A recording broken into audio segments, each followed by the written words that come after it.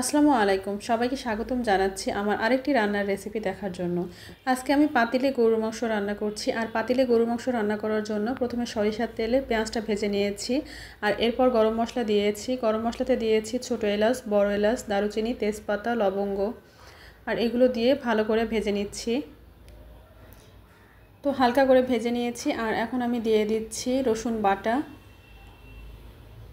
তো আমি 2 কেজি মাংসর জন্য দিচ্ছি পরিমাণ মতো।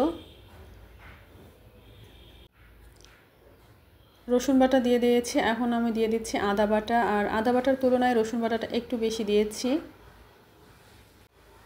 তো দিয়ে আমি ভালো করে মশলাটা কষিয়ে নিচ্ছি। আর আমি কিন্তু এখানে আদার থেকে রসুন বাটাটা একটু বেশি দিয়েছি। আদার থেকে রসুন বাটাটা একটু বেশি দিলে কিন্তু বেশি টেস্ট হয় মাংসটা।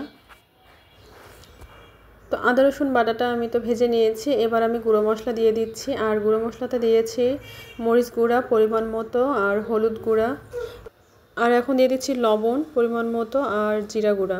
এখানে কিন্তু মাংসের পরিমাণ বুঝে এই গুঁড়া মশলাগুলো দিতে হবে। তো আমি কিন্তু শেষের দিকে আরও কিছু মশলা অ্যাড করব। এখন আমি মশলাগুলো কষিয়ে নেব। আর কষিয়ে নেওয়ার জন্য আমি একটু পানি দিয়েছি। পানি দিয়ে সবসময় মশলা কষালে কিন্তু মশলার কালারটা অনেক ভালো থাকে, পুড়ে যাওয়ার চান্স থাকে না। তো এরপরে আমি দিয়ে দিচ্ছি গরুর মাংসগুলো।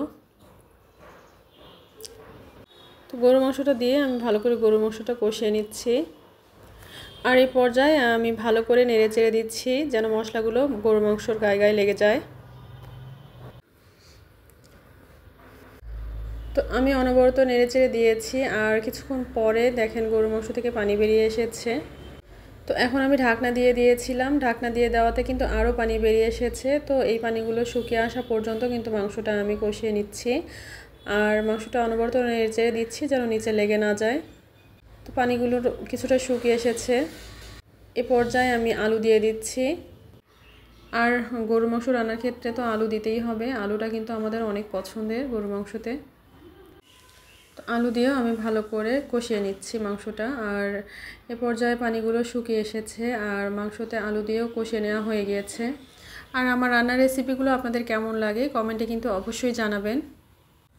আর আপনাদের কমেন্ট পড়তে আমার কিন্তু অনেক ভালো লাগে। আর এতক্ষণ যারা পুরো ভিডিওর সাথেই ছিলেন তাদেরকে অসংখ্য ধন্যবাদ।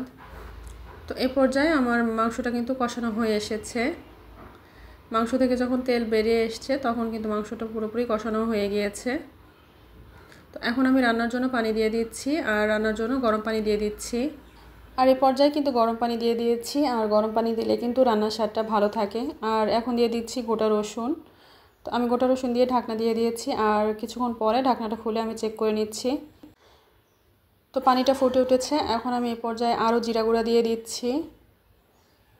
তো জিরা গুঁড়া দিয়ে আমি ঢাকনা দিয়ে দিচ্ছি আবারও। আর আবারও কিছুক্ষণ পরে যখন আরও পানিটা কমে এসেছে তখন আমি দিয়ে দিচ্ছি কাঁচা মরিচ। আর আমি তেজপাতাগুলো উঠিয়ে ফেলে দিচ্ছি। আর এখন দিয়ে দিচ্ছি ধনিয়া গুঁড়া। ধনিয়া গুঁড়া দিয়ে আমি দিয়েছি বাগার।